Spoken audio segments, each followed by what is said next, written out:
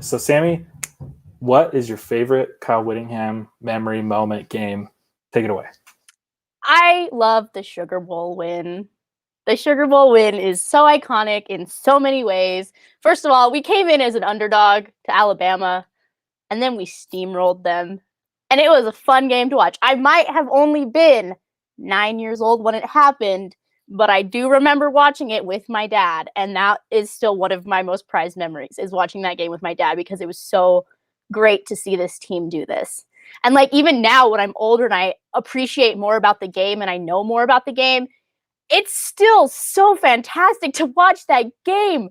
They just laid it on Alabama. It was so fun to watch. It's so great. Oh, it is. And I agree, Sammy. The Sugar Bowl.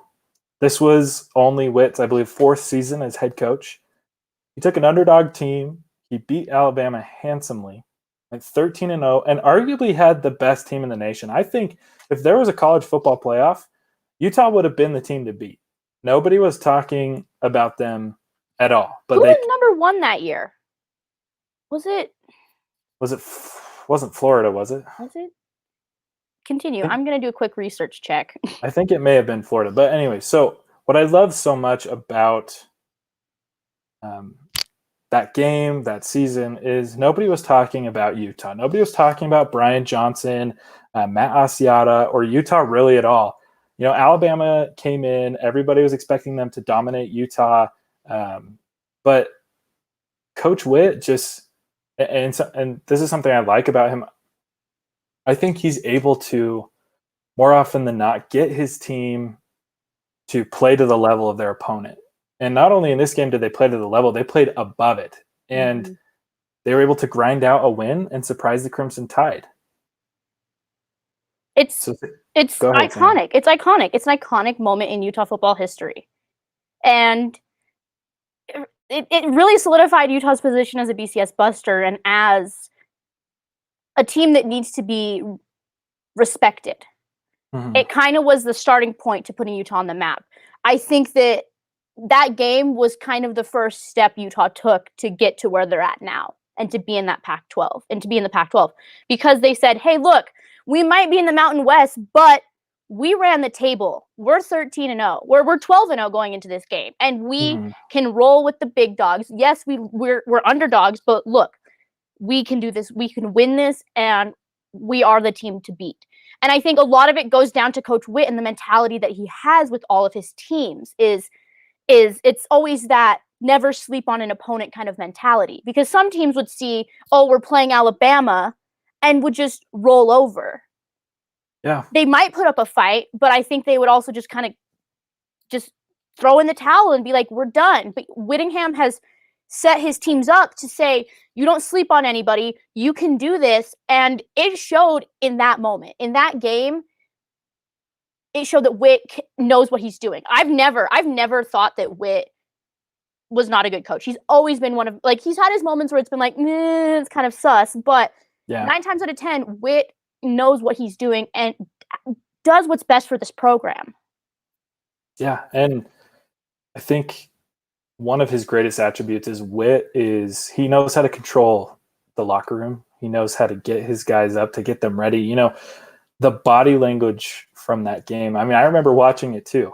And I was in complete disbelief at what Utah was doing. Fully expected Alabama to just pulverize Utah. It was completely the opposite. And it all began with, you know, you watch both teams come out of the locker rooms. Utah is psyched out of their minds. They're jumping up and down. They're screaming. They're yelling. They rush onto the field.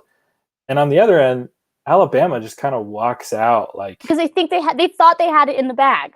Exactly. They have this cockiness to them, walking out like, oh, we have, like, who's our opponent? Utah. Where's Utah? You know, who are they? You know, we're Alabama. We're in the SEC. Mountain West. What kind of a conference is that?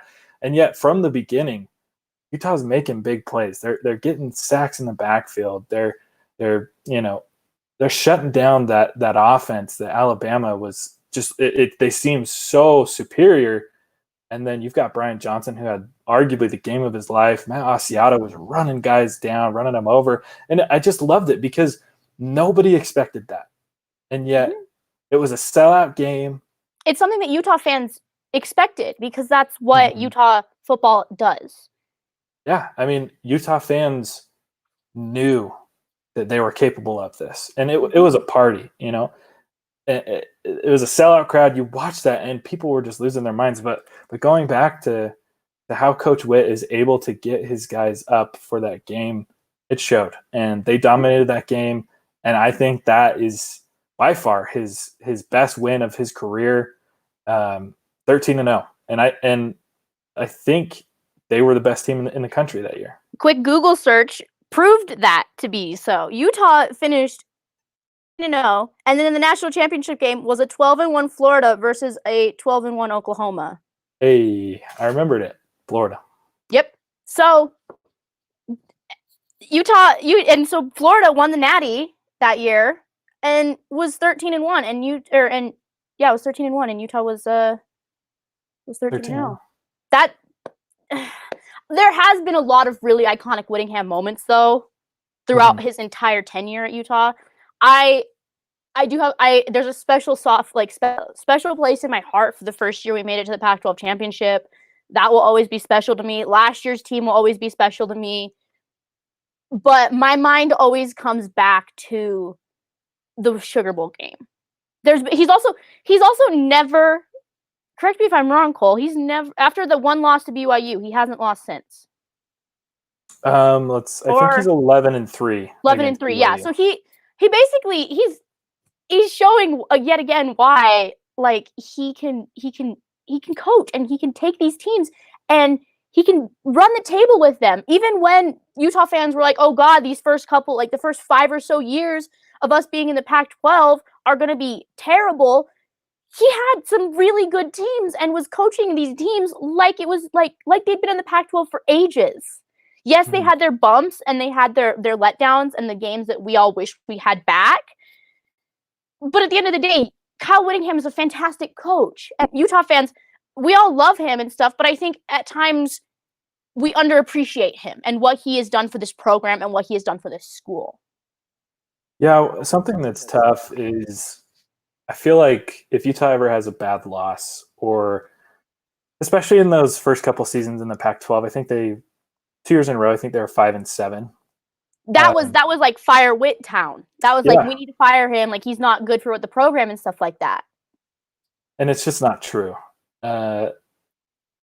Anytime you enter a new conference, especially a Power 5, especially the Pac-12, how are you expecting him to perform, to immediately be at the top or immediately be putting out a winning season? 5-7 was pretty dang good, going from the Mountain West where BYU and TCU were probably, and we steamrolled them, but it was BYU and TCU. That was that was the competition. That was who you measured yourself against.